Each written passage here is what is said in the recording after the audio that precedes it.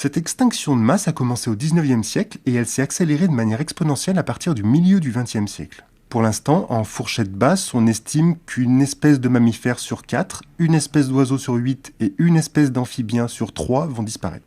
Alors cette extinction de masse, elle a un paquet de raisons qui sont toutes des conséquences d'une seule et unique cause. Il n'y en a qu'une, il n'y a pas d'autre cause, il n'y en a qu'une, c'est l'augmentation de la population humaine. Mais parmi les conséquences de cette cause unique, il y en a une qui est une raison très précise qui est directement liée à la mort des animaux. Et cette raison, c'est l'agriculture industrielle. Essayons de mesurer cela d'un point de vue antispéciste. Donc, vous avez sur la gauche un sol vivant et sur la droite un sol mort. Le sol de gauche, c'est un sol en agroécologie et le sol de droite, c'est un sol en agriculture industrielle. Vous savez, l'agriculture avec les engrais à base de phosphore, les insecticides, les labours, bref, toutes les merveilles de l'agriculture industrielle, eh bien ça donne ce que vous voyez à droite de votre écran. Un sol mort. Or, pour un antispéciste, il n'y a pas une espèce animale dont la vie est plus importante qu'une autre. Chaque vie est importante et unique. Et donc, chacune des morts du sol mort a autant d'importance que celle de n'importe quel autre animal. Une vie, c'est une vie, un point, c'est tout. Que ce soit la vie d'un ver de terre ou la vie d'un cheval. Ça compte pour une vie. L'antispécisme, pour faire encore plus simple et concret, c'est quand 2 rats valent plus que la vie de ta mère et ton père. Alors, mesurons. Combien y a-t-il de vie dans le sol vivant? Combien y a-t-il d'animaux différents qui sont en vie dans ce sol vivant? Et par extension, ça nous dit combien d'animaux sont morts pour qu'existe le sol mort. Puisque par définition, si le sol mort n'était pas mort, alors il contiendrait autant de vie que le sol vivant. Donc il suffit de compter les vivants pour estimer les morts. Allez-y, essayez de les compter. Oui, je sais, ça bouge vite, ça fait beaucoup, c'est difficile, c'est la vie.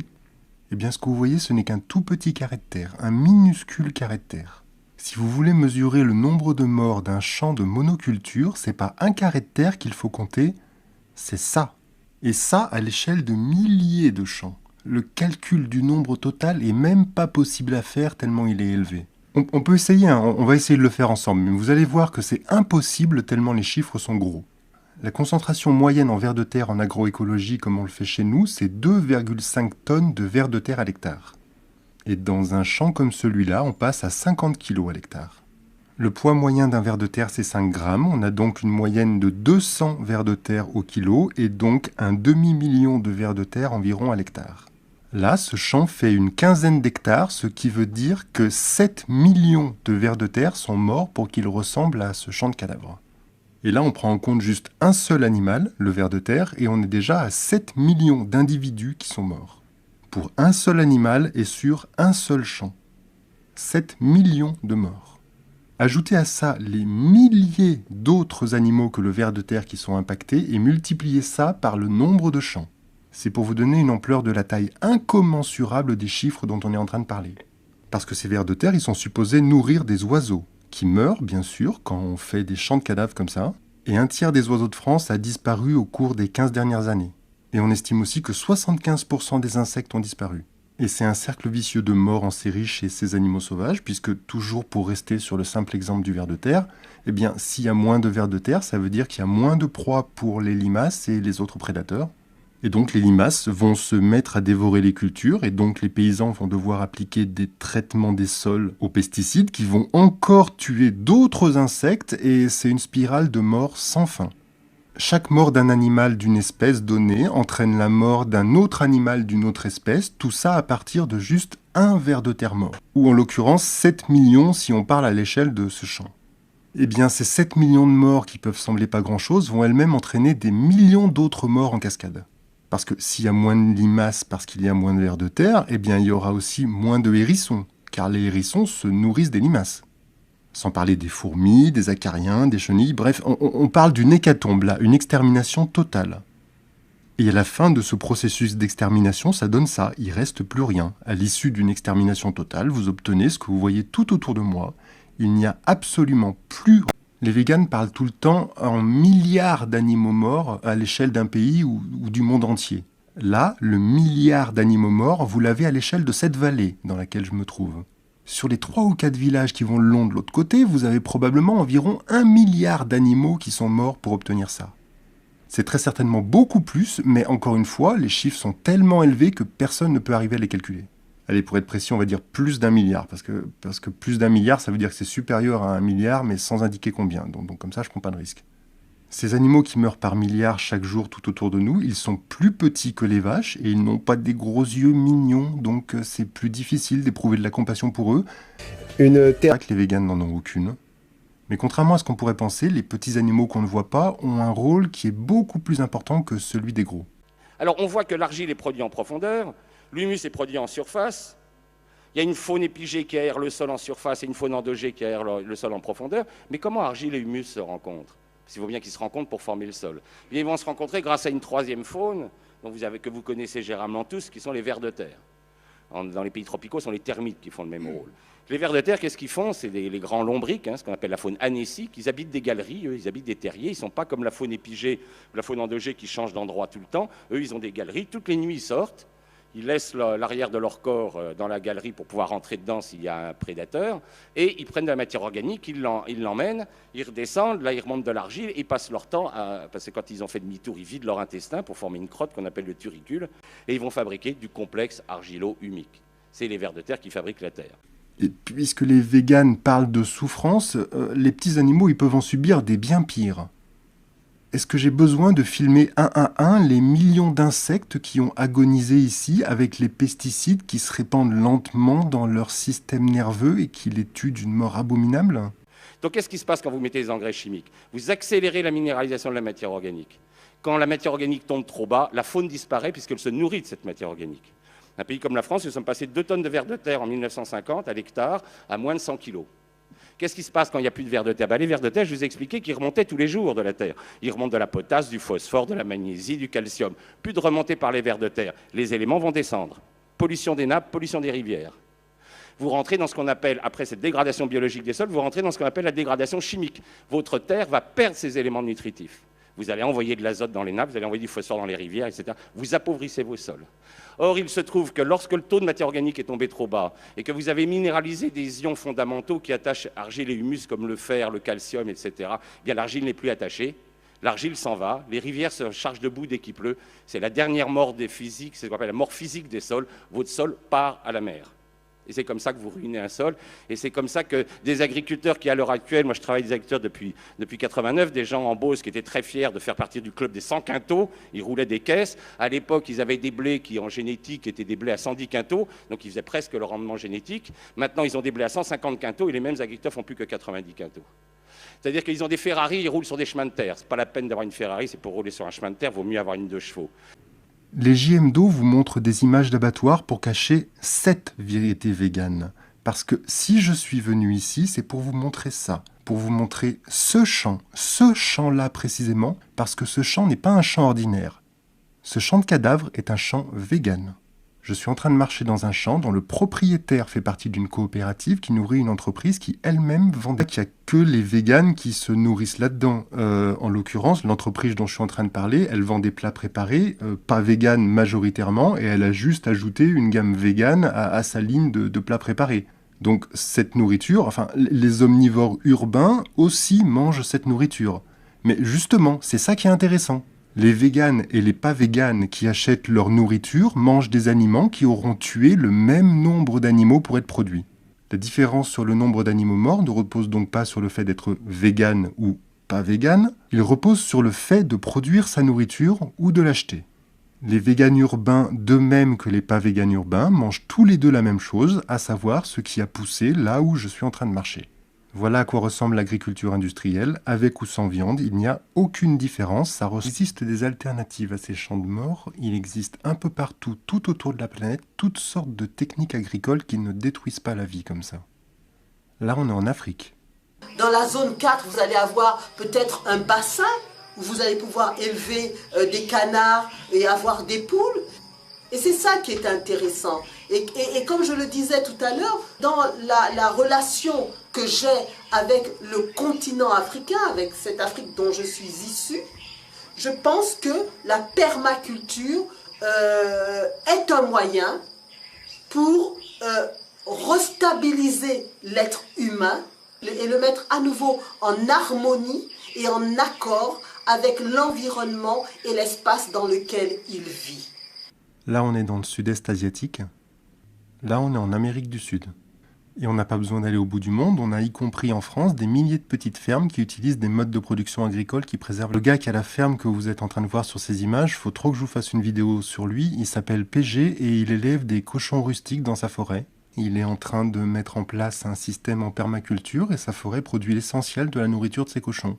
Enfin, du moins, c'est l'objectif. On a un écosystème équilibré qui produit de la nourriture et génère de la vie. Chacun de ces modes de production est différent. Contrairement à l'agriculture qui nourrit les véganes, l'agroécologie, elle, n'est pas un modèle unique. Donc étudier l'agroécologie, c'est passer en revue des centaines de systèmes différents. Je vais vous en donner un exemple. Il y a quelques années, j'avais de la famille qui vivait en Guyane et à qui je suis allé rendre visite. Et j'en ai profité pour aller visiter différents endroits en rapport avec l'autonomie parce que je commençais à apprendre des choses là-dessus. C'était le moment où je commençais à réfléchir à comment j'allais faire pour avoir de l'eau, avoir de la lumière, avoir du chauffage et toutes ces choses. Et puis surtout, je me posais la question de quel type de terrain j'allais acheter.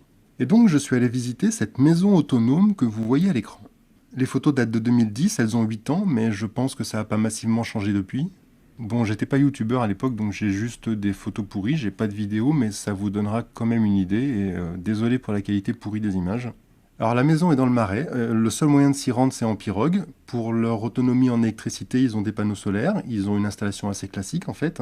Mais ce qui va être particulièrement intéressant avec cette maison autonome, c'est pas la maison en elle-même, c'est son environnement.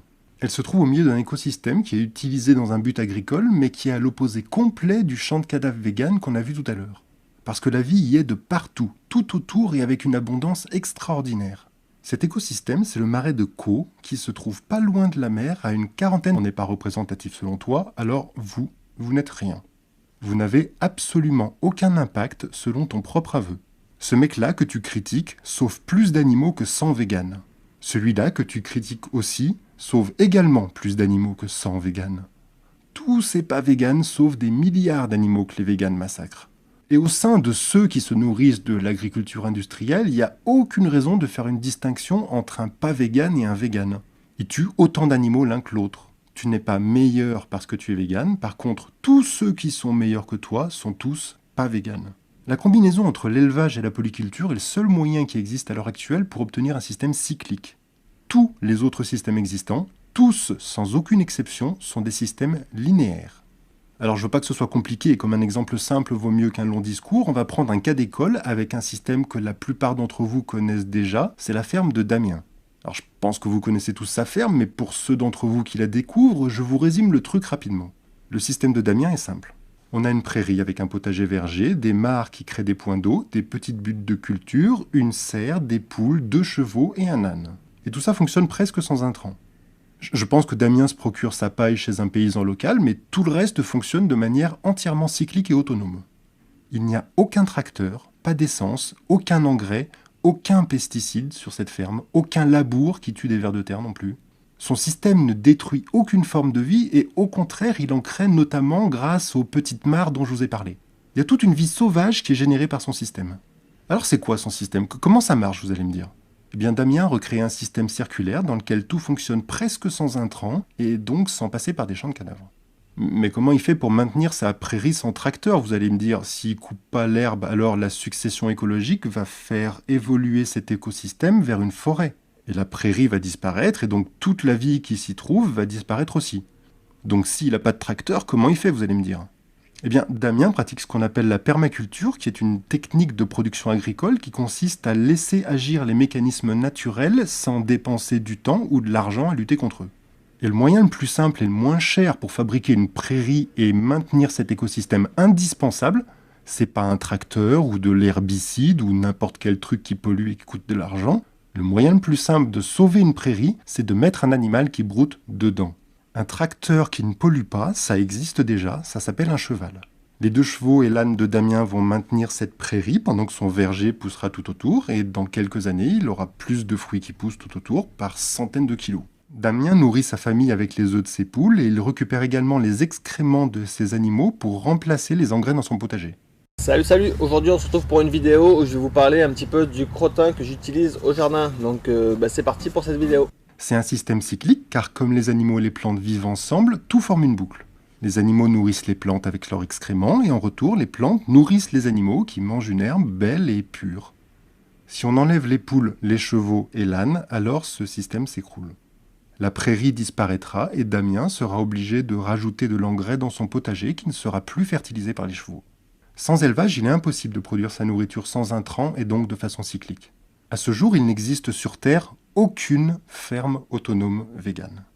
Il y a des tentatives et il y a des fermes qui s'en approchent. Je pense à une ferme en particulier qui en est assez proche et que vous m'aviez mentionné plusieurs fois dans les commentaires.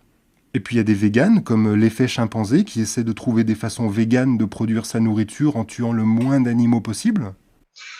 Et son projet, en gros, c'est acheter une maison dans les Landes, une ferme, en fait, et en faire un lieu de vie vegan friendly, avec autonomie alimentaire et autonomie énergétique. Donc il y a des essais véganes, je ne vais pas dire le contraire, mais ils sont rares, ils sont extrêmement rares, et surtout aucune de ces fermes n'y arrive à 100%. Et ce, même en faisant le maximum pour avoir l'agriculture la plus respectueuse possible. À partir du moment où ils sont véganes et qu'ils ne vont pas avoir d'animaux dans leur ferme, alors ils ne peuvent pas établir un système cyclique. Et il va toujours y avoir des intrants sous une forme ou sous une autre. L'intrant que j'ai trouvé systématiquement dans toutes les fermes véganes, c'est l'essence. J'ai pas trouvé de ferme végane qui fonctionnait sans essence. Mais ça peut aussi être la paille ou le fumier, voire même dans certains cas les engrais dits chimiques à base de phosphore.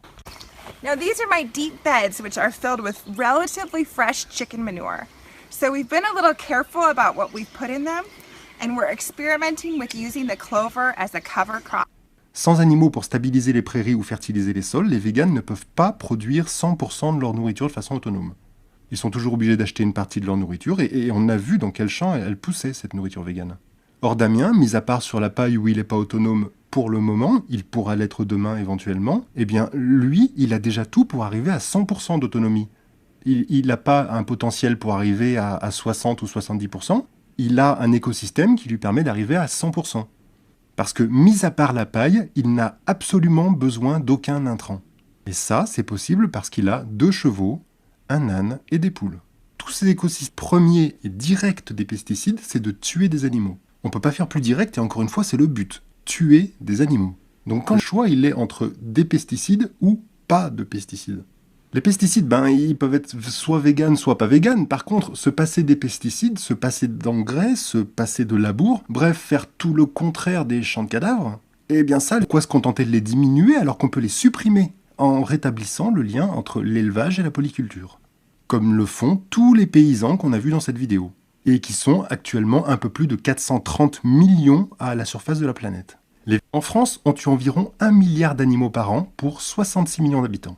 Petite division toute simple, donc, un vegan sauve en moyenne 16 animaux par an.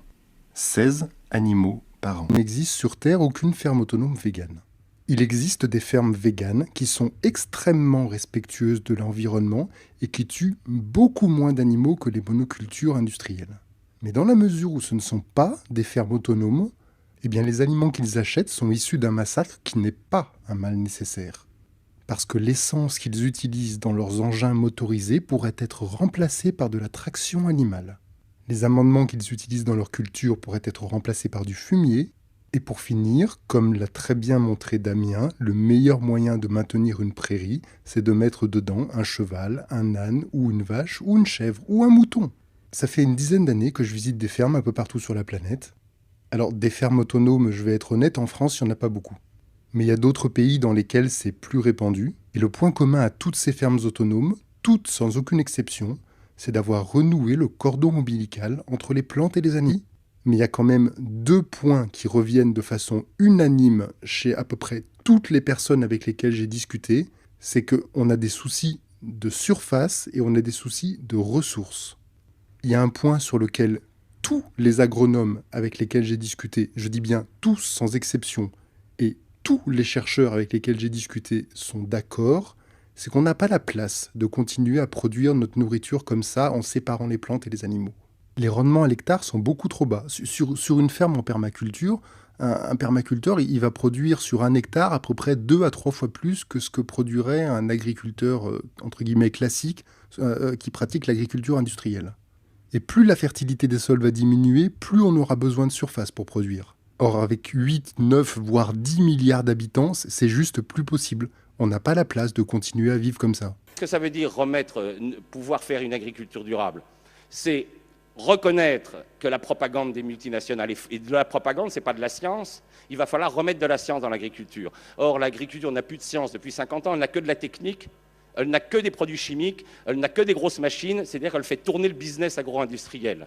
Mais cette agriculture n'est pas là pour nourrir les hommes, elle est là pour enrichir l'agro-industrie. Or, le problème qu'on a maintenant avec 7 milliards d'individus, c'est qu'il va bien falloir se décider à nourrir les hommes.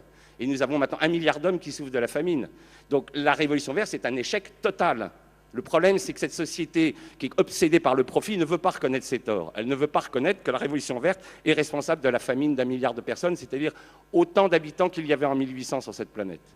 On est 7,3 milliards d'habitants, un peu plus d'ailleurs aujourd'hui. On sera sans doute 9 milliards et demi d'habitants en 2050. Il faut qu'on se prépare à un accroissement de la demande en alimentation, ne serait-ce que du fait de l'accroissement démographique, de l'ordre de 40%, quoi, d'ici en moins de 35 ans. Une chose que j'ai entendu tous les agronomes me répéter, c'est qu'il y a une partie des gens qui actuellement vivent en ville qui vont devoir déménager pour aller vivre à la campagne. Nos sols n'ont plus la capacité productive de continuer à alimenter des villes immenses comme on le fait actuellement.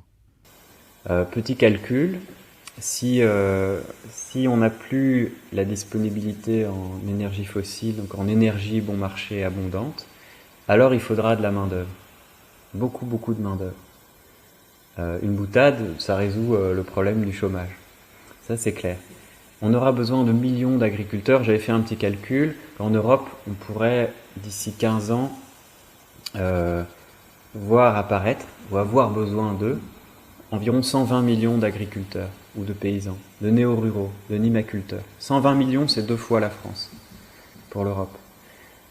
Enfin, le dernier point qui est encore plus difficile à entendre, mais qui est un fait, que personne ne conteste, c'est qu'on n'a plus les ressources pour continuer à produire comme ça. On a remplacé le fumier des vaches par des engrais à base de phosphore, sauf que le phosphore, il y a une limite, il n'y a pas des quantités infinies de phosphore sur Terre. Or, on arrive au bout de nos ressources de phosphore. Mais il y a aussi le pic du phosphore. Les dernières études montrent que le pic passerait vers 2030. Ça veut dire que c'est la fin des engrais minéraux, soit un des grands piliers de l'agriculture industrielle. De même, on a remplacé la traction animale par de l'essence, mais on arrive au bout de nos ressources d'essence. On ne va plus avoir assez d'essence pour continuer à se passer de la traction animale. Et je ne parle même pas de la consommation de pétrole, qui, selon British Petroleum, nous permettrait de tenir jusqu'en 2050, alors que, selon le Conseil mondial de l'énergie, ce serait pour 56 ans de réserve. En effet, difficile d'être précis lorsqu'il s'agit de prévisions. Donc le pic, c'est vraiment... Il y a un auteur, Richard Enberg, qui parle du peak everything. On va passer dans les années qui viennent tous les pics. Alors, cette équation est simple. On vient de voir que nos systèmes alimentaires industriels dépendent entièrement du pétrole et qu'il y aura bientôt plus de pétrole. Bon marché, mais plus de pétrole tout court. Ça veut dire quoi? J'ai mis des mois avant d'accepter ça. C'est très facile comme équation, mais c'est dur à accepter. Ça plus ça égale. C'est la fin de nos systèmes alimentaires industriels. C'est la fin. Alors, on sort un petit peu du cadre du véganisme, mais tant mieux, ça nous permet d'élargir le sujet. Demain, nos villes seront moins peuplées parce qu'il y a une partie des populations urbaines qui auront été obligées de retourner à la campagne pour produire de la nourriture. On sera obligé d'arrêter la monoculture. On sera obligé de trouver des alternatives au pétrole. Les alternatives au pétrole, on les connaît, ça s'appelle le cheval, le bœuf, les vaches. Retour de la traction animale. On sera obligé d'arrêter d'utiliser des engrais chimiques parce que de toute façon, on n'aura plus de phosphore. Et là encore, les alternatives aux engrais chimiques, on les connaît. Et dans le bassin parisien, comme il n'y a plus d'élevage, il n'y a plus de fumier. Comme il n'y a plus de fumée, il n'y a plus l'urine. Comme il n'y a plus l'urine, on achète de l'urée. Et l'urée, on le fabrique avec un gaz naturel russe. C'est pas circuit court. Hein. Il y a un profond désaccord entre toutes les personnes avec lesquelles j'ai discuté sur les dates. Il y en a qui disent qu'on a encore une trentaine d'années devant nous, et il y en a d'autres qui disent qu'on a encore 4 à 5 ans devant nous. Donc l'écart est énorme entre les deux. Les gens ne sont pas d'accord sur les dates. Par contre, tout le monde, absolument tout le monde est d'accord pour dire que ça ne peut pas continuer. On a séparé la culture des plantes de l'élevage et on a remplacé la polyculture par de la monoculture. Qu'on le veuille ou non, on va être obligé de revenir à de la polyculture et on va être obligé de combiner cette polyculture à de l'élevage. Alors encore temps à le faire, et plus l'extinction de masse qui est causée par le fait qu'on ne le fait pas aura pris des proportions irréversibles. Et j'insiste sur ce mot, irréversible. Les dégâts qui sont actuellement causés ne pourront jamais être réparés. Les espèces animales qui sont en train de disparaître ne pourront jamais revenir.